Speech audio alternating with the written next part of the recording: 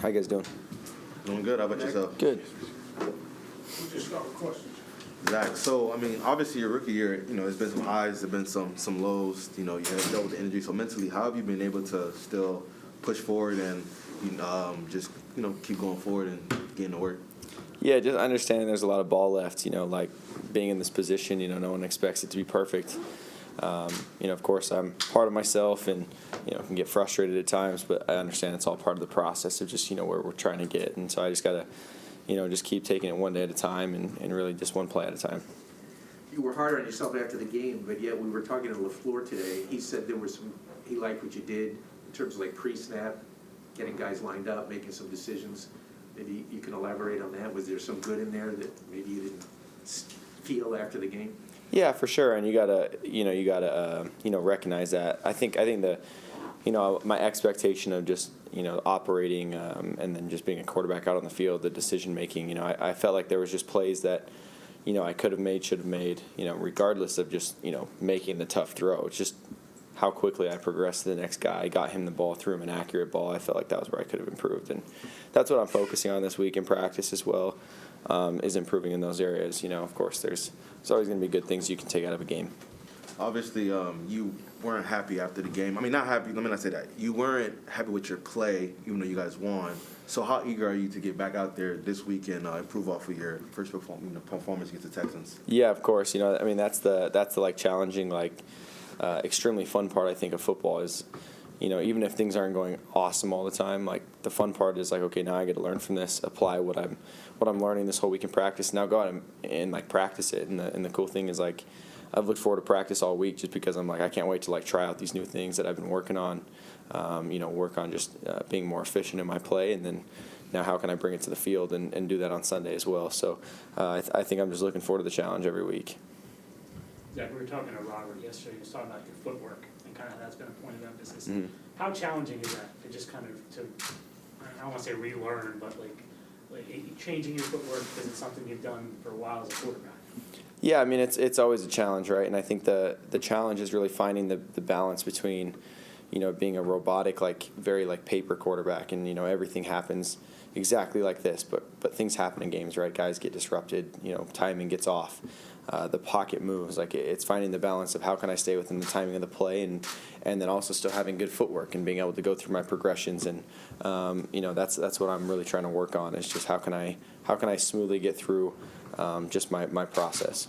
Will you in season go and look at the film of someone like Aaron Rodgers, who, he has a similar play style to you in terms of when the play breaks down, he can make magic happen, but when the play doesn't break down, he's playing as fundamentally sound as just about anyone else. So will you watch to see how he goes from that paper quarterback 95% of the time to then when 5% he's got to go crazy, he can do that as well? Yeah, for sure. Even if it's sometimes I'll go to the Eagles schedule and I'll pick, who the top quarterbacks I feel that played against that defense, and I'll watch, kind of what they did, the things that they did well. Tom Brady was one I watched that, I played against them, and I thought it was really cool, to see, kind of how he went through his whole process, how he navigated the pocket, different things like that. Aaron's another one that we watch a lot of the times too, and in season I always try and do that just to be okay, here's what I'm doing, here's what these guys are doing in a similar type offense, and what things stand out to me, what things are they, consistently doing each and every play to just, be a quarterback.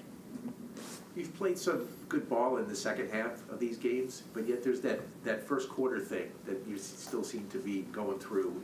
Any theories on why it just takes a while to get things going a little bit? Yeah, I think it's just getting comfortable and settled in, and there's not one thing to point at, or I don't even really think it needs to be, necessarily a huge point of emphasis, because I think the more you put on it, the more I guess the harder it becomes. You just got to go out and play ball, and I think that's my mindset is I just got to come out ripping it from the beginning and just playing fast and getting into a rhythm from the beginning. So I don't think there's any secret to it. You just got to be able to just go out and do it. What's the balance from bailing in the pockets at times, but still at other times just trying to work the pocket, be mobile within the pocket when you're going against a four-man rush? Because there's been times where you may bail a little bit early, but there's other times where you'll be able to stay within that. So what's the balance in knowing when to bail and knowing when to just trust the pocket? Yeah, it's tough, right? And that's also the thing I'm trying to work on. I feel like I had a great feel in college, and now you got to adjust. You got to kind of reinvent, your process of how you think about things. There's times where you know, you have to be able to feel the push of a tackle and him pushing someone by, and you got to be able to step up. And, you know, your eyes are still down the field. You're still going through progressions. You know somebody's there. But, you know, maybe there's another time where you feel someone cleanly beat and you know, hey, it's man coverage. If I step out on this edge, there's just a lot of space. I think it's a feel thing, and you know you can't ever point to the situations. I think it just has to be that feel, that natural like playmaker in you. Just needs to know when to go and when to stay in there and make the throw. We talked to you a lot last week about rust, and then right after the game, if you were rusty, and you were like, "No, it's not an excuse. I wasn't rusty, any of that." Now that you've played the game though, and now that you're starting week 2 after playing that game, do you feel different than you did last week now that you've played a game and you're kind of back in the rhythm, whether you're not rusty, or does it feel a little different than last week? Yeah, for sure. And I think really it's just like the speed of the game and being able to get back into that. You know, what I was feeling in New England, you know, when I had played 5 in a row, you know, felt different than just like getting thrown back into that. You know, you can't replicate that with the scout team on our defense and stuff. You know, those guys don't work together the same. We're not getting hit in practice. You know, the speed of how fast it all is. You know, those guys can move on the defense, and then as far as our routes and things it's everything's just a little faster in the game, right? And so I felt like getting more comfortable with that in the second half, and then now knowing what to really expect going into this next week just makes me feel more comfortable of being able to get into that rhythm. The Eagles, they're top 4 in, you know, pressure percentage this year. You know, you've had some issues with being able, you know, just dealing with the pressure. So what are some things you have to do against the Eagles to make sure that you can handle the pressure when they're able to bring it? Yeah, just be decisive, you know, quick. You know, I feel that pocket closing. How can I get it out to my guys? Let them make plays. You know, the longer I hold on to that thing, that's what they want us to do. So I got to be able to go through my reads quickly, understand when to get it out, and just play decisive. When you're not playing as well as you want to play, I imagine there's kind of a temptation to force the issue, and it didn't seem like you really did that last week against the Texans.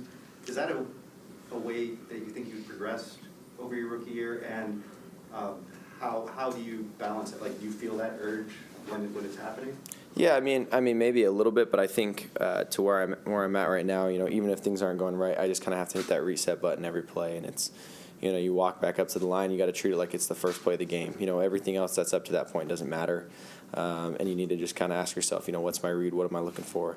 How can I make the best decision for my team on this play, you know, specifically, and the rest will all take care of itself. You know, you can't think like, you know, hey, we haven't done well up to this point. How can I, you know, stretch the ball down the field and get a big play? You know, you can't think like that. Mike LaFleur was talking about he wants your eyes to just, you know, be quicker and like, okay, this is not there. You go to this one. I guess processing. Right? Has he stressed that, and where do you feel you're at with that, and where do you feel you need to be with that? Yeah, you know, obviously I think it can always improve. I think, you know, once I play 10 years in the league, I feel like it's going to still need to always improve. I think you can always get better at, you know, understanding if something's a good look or a bad look. You know, if I'm out there and we have a certain coverage, I'm looking at a route, you know, how soon can I tell if, you know, that has a chance to win or not? And then can I say yes or no quick enough and just be decisive and get off of it? And, you know, because the last thing you want to do is pass something up and it end up being open, you know, and so you got to be decisive and you got to be able to just make your mind up and move on. And I think the coaches have done a really good job of like stressing that with me and making sure that, you know, that process of just like be decisive. If you pass it up and it ends up winning, then great, you learn for next time, you know. And so that's been a big focus, and I think I've improved a lot, obviously, since, you know, the beginning of the year and each and every single game. This week in practice specifically, and so now it's just how can I apply that to the game and then just keep working it each week. But Now that you've had a week like a game week with John Beck, how does the relationship work during the game? Are you talking every time between series, or you know, just elaborate? Yeah, not every single time. You know, really, it's little things here and there. You know, relaying messages, kind of what he saw. You know, whatever. It's mostly me and Coach Calabrese talking about. You know, because obviously Coach Cal wasn't there, but Coach Calabrese just talking about, you know, situation, what we're thinking, upcoming plays, whatever. You know, John is really there, I feel like, for the in-game stuff about just the mindset I should have going into a series, you know, the ability to go out there and just, hey, be decisive right here. You know, like the little coaching points that you can get. You know, there's definitely a difference between both of those, and I think they're both very needed, and I appreciate both of them. Zach, with Flacco, after the Miami game, we were talking to him, and he said you asked him a lot of questions. What is his presence here meant for you? Because obviously, you know, you have other quarterbacks, but not quite with the resume that he has. So what has his presence meant to you here? Yeah, it's really cool. You know, even if I could never ask him a question, just seeing how he goes through his process is probably the most beneficial out of anything. Is just seeing how he approaches practice and in certain plays. You know, what his mindset is. You know, I think just seeing how he thinks about something. You know, for me, has been huge because I'm like, oh, really? Like that's it? You know, that's that simple. You know, and he does a really good job of making a very complex thing very simple. And so I feel like I've learned a lot in just the way he approaches something, and you know, kind of you can see the experience that he's had over his 14 years of just playing ball and how quickly he can eliminate. You know, he's seen every look possible, and so it's cool to be able to just kind of hear some of those from him and just see how he plays ball. To follow up on Bob's question about processing, so how much sometimes, you know, is it, because Michael Porter said you did some things well pre-snap, and sometimes, you know, when you get into some trouble, it seems like, let me ask, how is it, well, my brain's not working. When it His comes, process is a mess. oh, We're working on his eyes now. how much of it is, you know, when you're pre-snapping and you're going post-snap, how much is the defense just switching it up and trying to throw you off that sometimes cause some of that hesitation? Yeah, well, I think part of it is, you know, you have your pre-snap indicators, what you're thinking you can get on that play. You know, whether you walk up and you say, you know, hey, this is a one high coverage. I'm thinking I'm getting man, whatever here, and then you have to verify. You know, so now once you catch the snap, how quickly can you say, okay, what I thought pre-snap is right, or okay, now all of a sudden they blitz this guy and now it's a too high zone, and now you have to be able to say, okay, I thought I was getting this, but now I'm getting this. Now how can I react? So, you know, there has to be a little bit of both, and you need to have a very efficient process as far as, you know, what's likely that you're getting pre-snap.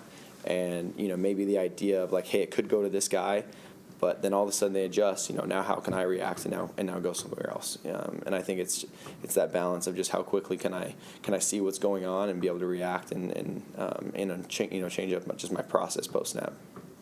Zach, how much of Last one here? the Eagles don't blitz a lot? How much of an adjustment is that going to be where you're facing a team that maybe isn't coming after you with as many guys in different spots?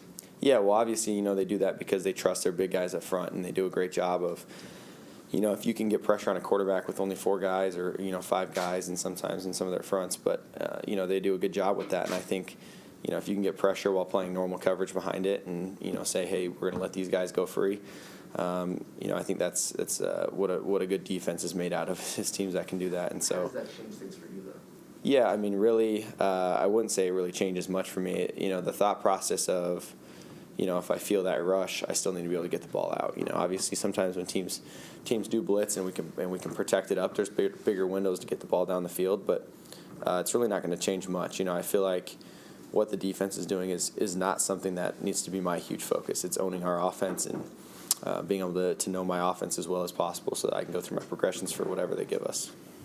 Thank you, everyone. Thanks, guys. Thank you. Now what we have is Boyer around 5-5.